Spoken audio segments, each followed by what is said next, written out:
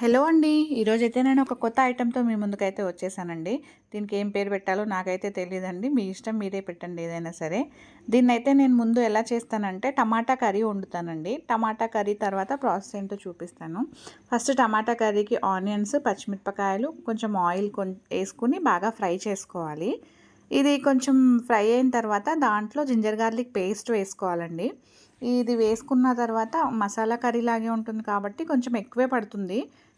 ఇది కొంచెం బాగా ఫ్రై చేసుకోవాలన్నమాట. ఇది ఫ్రై చేసుకున్న తర్వాత దాంట్లో టొమాటోలు సన్నగా ముక్కలైతే తరుక్కుని వేసానండి టమాటాలు. మీరు ఎంత సన్నగా అయితే అంత సన్నగా కట్ చేసుకోండి. తర్వాత దాంట్లో కొంచెం పసుపు, కొంచెం ఉప్పు, ఒక 2 టేబుల్ స్పూన్ల కారము, కొంచెం ధనియాల పొడి, కొంచెం జీలకర్ర పొడి వేసుకుని కొంచెం బాగా కలుపుకోవాలండి. ఇది టమాటా కర్రీ మీరు ఎలా చేసుకుంటారో అట్లా చేసుకోండి. నేనైతే ఇట్లా చేశానండి. ఇది కొంచెం ఫ్రై అయిపోయిన తర్వాత దాంట్లో కొంచెం కొత్తిమీర అయితే వేసుకుని బాగా కలుపుకున్నానమాట. ఇప్పుడు టమాటా కర్రీ రెడీ అయిపోయింది. నేను కొంచెం కర్రీ అయితే తీసి పక్కన పెట్టేశానండి అన్నంలోకి ఉంటుందని చెప్పి. ఇప్పుడు మిగిలిన కర్రీలో కొంచెం వాటర్ అయితే వేసానండి, కొంచెం అది పలచగా అవ్వడం కోసం. తర్వాత ఒక 2 స్పూన్లు శనగపిండి అయితే తీసుకుని దాన్ని వాటర్లో బాగా కలుపుకొని ఈ టమాటా కర్రీ ఏదైతే ఉందో ఇందాక వాటర్ పోసుకున్నాం కదా దాంట్లో అయితే వేసేయాలండి. వేసి కలుపుకోవాలి.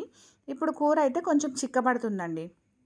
ఇది చిక్కబడ్డాన్ని ఒక 5 నిమిషాలు అయితే కలుపుకోవాలన్నమాట, చిక్కబడినాక కూడా. ఇది కలుపుకున్న తర్వాత నెక్స్ట్ ప్రాసెస్ ఏంటంటేనండి, ఇందులో మనం ఎగ్స్ వేసుకోవాలన్నమాట.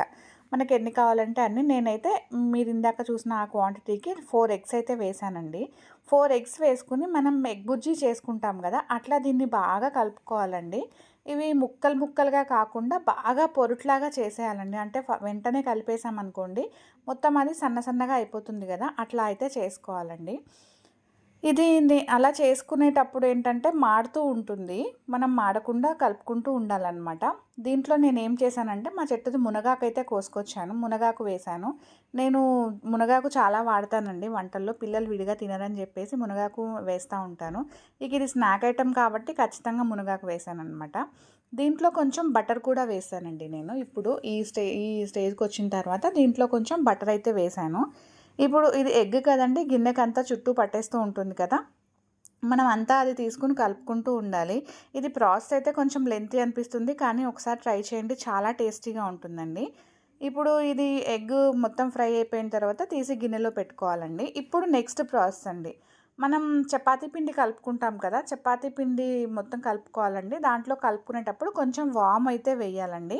వాము వేసి కొంచెం సాల్ట్ వేసి ఇది కలుపుకుని పెట్టుకోవాలండి. ఒక 5-10 నిమిషాలు నానిన తర్వాత మనం వీటిని పలచగా చపాతీలాగా చేసుకోవాలండి. మనం రెగ్యులర్గా ఇంట్లో చేసుకుంటాం కదా చపాతీలు, అట్లా అన్నమాట. ఇదిగో చూడండి నేను ఎలా చేస్తున్నానో చూడండి. చపాతీ అట్లా చేసేసుకున్నాను నేను. ఇప్పుడు చపాతీ బాగా పలచగా చేసుకున్న తర్వాత దాని మీద ఇందాక చేసుకున్న ఏదైతే పదార్థం ఉంది కదా దాన్ని దీనికి స్ప్రెడ్ చేయాలన్నమాట. ఇప్పుడు ఒక చపాతీకి ఇది 2 స్పూన్ల అయితే మనకి పడుతుందండి. 2 స్పూన్లది ఎంత వేసుకుంటే సరిపోతుందన్నమాట. ఇప్పుడు ఈవెన్గా స్ప్రెడ్ చేసుకోవాలి. ఇందాక నేను చెప్పాను కదా టమాటాలు చిన్న ముక్కలుగా కట్ చేయాలి, ఎగ్ ఏమో ఇట్లా చిన్న చిన్నగా మ్యాష్ అయిపోవాలి అని చెప్పేసి, ఇందుకేనండి. అదే ఇప్పుడు ముక్కలు ముక్కలుగా ఉందనుకోండి ఇది రోల్ చేయడానికి రాదనమాట. ఇప్పుడు అది పలచగా స్ప్రెడ్ చేసుకుని మనం రోల్ చేసుకున్న తర్వాత దీన్ని చిన్న చిన్న ముక్కలుగా కట్ చేసుకోవాలన్నమాట. ఇదిగోండి చూడండి నేను చూపించిన విధంగా కట్ చేసుకోవాలి. కట్ చేసుకుని వాటిని ఇలా నిలువుగా పెట్టేసి నేను చూపించినట్టుగా ప్రెస్ చేసేయండి. మీరు అరచేత్తో అయినా చేయండి, లేదంటే చూడండి నేను జస్ట్ ఫింగర్స్తో అలా చేశాను కదా. ఇప్పుడు అన్నీ చేసుకుని ఒకసారి పక్కన పెట్టేసుకుని స్టవ్ మీద కడాయి పాన్ పెట్టుకుని దాంట్లో నేను మళ్ళీ కొంచెం బటరు, 2 స్పూన్లు ఆయిల్ కూడా వేసానండి. అది కొంచెం వేడయిన తర్వాత ఇందాక మనం ఏదైతే చేసి పెట్టుకున్నవి ఉన్నాయి కదండి టిక్కీస్ షేప్లో, వాటిని వీటిలో వేసేసి కొంచెం మరీ సిమ్లో కూడా కాదు, మరీ హైలో కూడా కాదండి, మీడియం ఫ్లేమ్లో పెట్టేసి ఒక్కసారి తిప్పుకోవాలండి. 2-3 సార్లు తిప్పాల్సిన అవసరం అయితే లేదు. బటర్ వేసాను కదా చూడండి, ఆయిల్లో కొంచెం నురుగు నురుగుగా వస్తుంది, అది బటర్ వల్ల అనమాట. ఇవి రెడ్గా అయ్యే వరకు రోస్ట్ చేసుకోవాలండి. పచ్చిగా అయితే తీయకండి, ఎందుకంటే లోపల పిండి ఉంటుంది కదా అది కూడా కొంచెం వేగాలి కదా, అందుకని.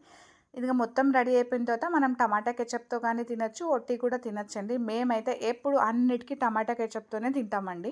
ఇదిగోండి టేస్టింగ్ టైం వచ్చేసింది. మా చిన్న పాప అయితే రెడీగా ఉంది. మా చిన్న పాప టేస్ట్ చేసి చెప్తుంది ఎలా ఉందో. మీరు కూడా ఒకసారి ట్రై చేయండి. కొంచెం లెంతీ అనిపిస్తుంది కానీ నిజంగా అంటే చాలా బాగుంటుంది.